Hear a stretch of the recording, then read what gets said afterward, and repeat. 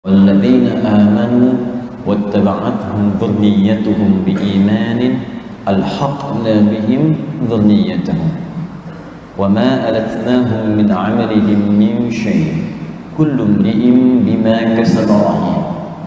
Kata Allah, walladzina amanu, dan perhatikan cara menerjemahkannya, dan para orang tua yang beriman itu, dan sifatnya umum tawarannya karena menggunakan kata alladzina. Alladzina disebutkan 1080 kali dalam Al-Quran.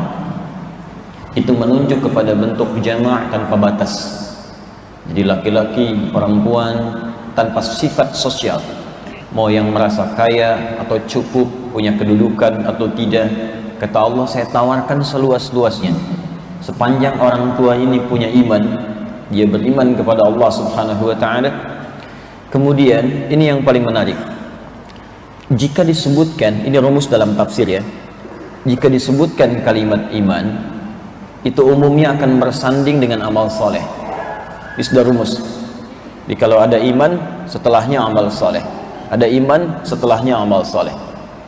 Dibagi 3 bagian rumus ini. Pertama, rumus dasar, yang disebutkan kalimat imannya, lalu disebutkan kalimat amal solehnya. Biasanya dalam bentuk jamak, dari tunggal ke jamak. Contoh paling gampang, Quran surah 103 Al-Asr, wal 'asr innal insana lafi khusr illa alladzina amanu wa 'amilus shalihat. Ini rumus pertama.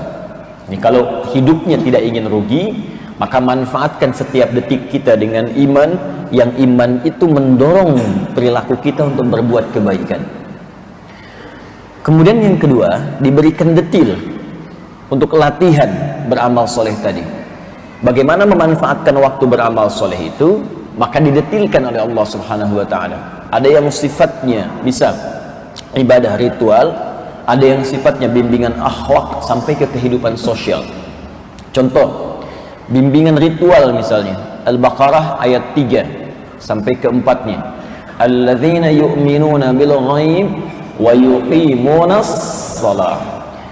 Orang-orang yang telah beriman itu bertanya, ya Allah, bagaimana kami caranya beramal soleh? Kata Allah, ini saya berikan jalannya. Ini dalam bentuk ibadah ritual yang melatih kedekatanmu dengan Allah. Ketika engkau semakin dekat, maka pemberian Allah tanpa batas kepadamu. Itu kan rumus kehidupan. Kalau Anda dekat dengan pimpinan di perusahaan, cara kerja Anda makin mudah kan?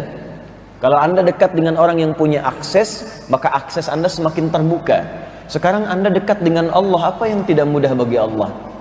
Karena itu ketika Allah memerintahkan kita ibadah ritual, itu untuk membangun kedekatan, mengail akses yang kuat dengan Allah. Bahkan ibadahnya disebut solat. Ya, secara bahasa itu berarti ad-du'a. Akarnya dari kata silah, wasala yasilu silatan, sesuatu yang sampai terhubung dengan erat. Kenapa doa disebut dengan doa? Karena doa itu bisa menghubungkan kita dengan Allah dengan erat. Kenapa sholat disebut dengan sholat? Karena sholat melatih kita terhubung dengan Allah secara kuat. Kalau sudah terhubung dengan Allah secara kuat, maka dengan itulah kemudian berbagai kemudahan akan dilimpahkan oleh Allah kepada kita. Makanya orang sholat itu cenderung banyak dapat jaminan dalam Al-Quran untuk mendapatkan akses kemudahannya.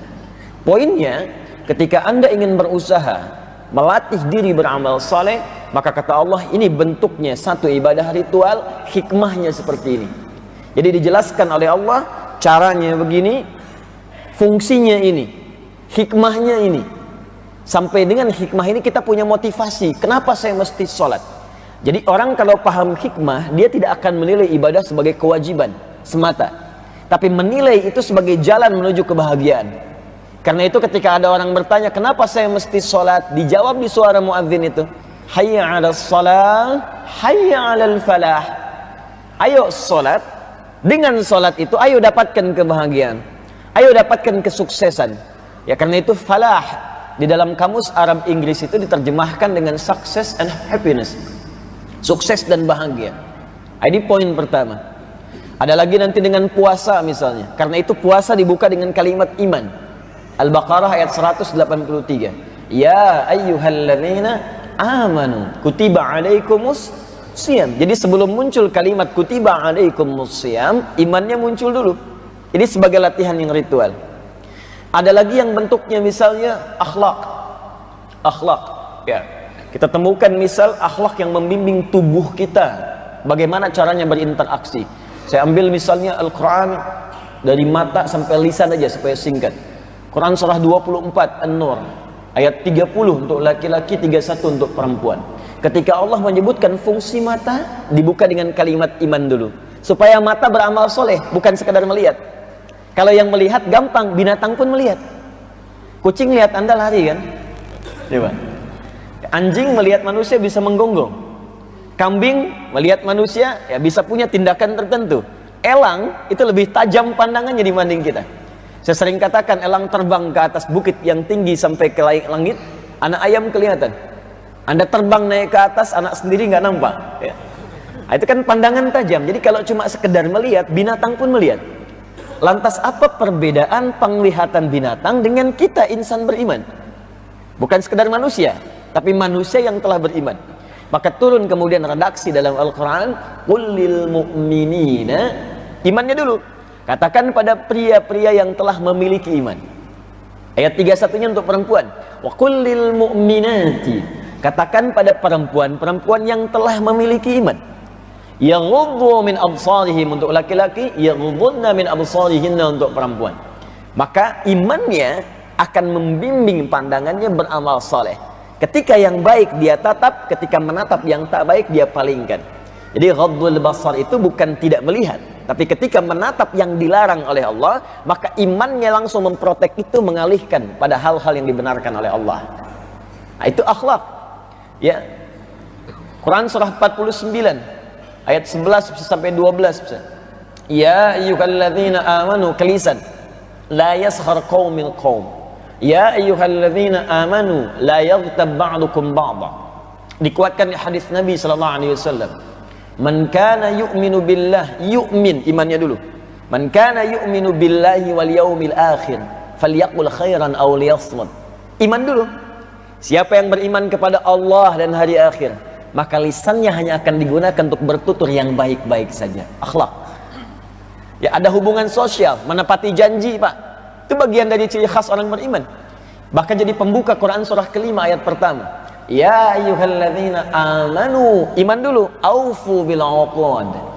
Ayo orang-orang yang telah beriman, imanmu akan mendorong engkau untuk beraktivitas sosial dengan cara yang baik.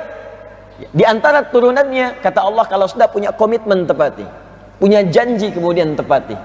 Jadi ada konteks dalam pembuka kata iman, disandingkan konsep asalnya dengan amal saleh, didetilkan oleh Allah dalam bentuk bimbingan ritual, ada muamalah sifatnya akhlak dan bimbingan sosial. Kalau orang sudah terbiasa berlatih, ini poinnya. Anda sudah berlatih, rajin sholat sampai jangankan yang fardu, yang sunnah sudah dinikmati, rajin akhlaknya bagus sampai terbiasa. Jangankan bertutur, mendengar kata yang tak baik aja Anda sudah tak suka, sudah kebiasaan.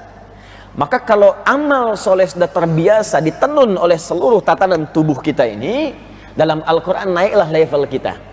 Pada konteks insan beriman yang sudah jadi kebiasaan amal solehnya. Kalau sudah menjadi kebiasaan, maka biasanya cukup disebutkan imannya saja. Setelah itu hilanglah kalimat amal solehnya.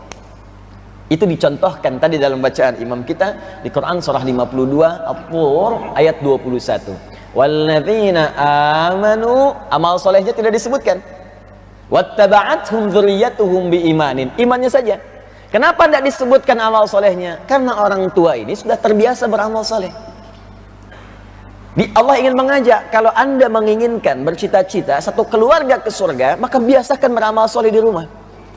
Ajak bareng-bareng, bangun malam, tunaikan jamaah, hidupkan Al-Quran di rumah, zikir, hidupkan zikirnya. Kalau sudah terbiasa, wariskan itu kepada anak-anak, sehingga anak-anak pun memiliki kebiasaan yang sama.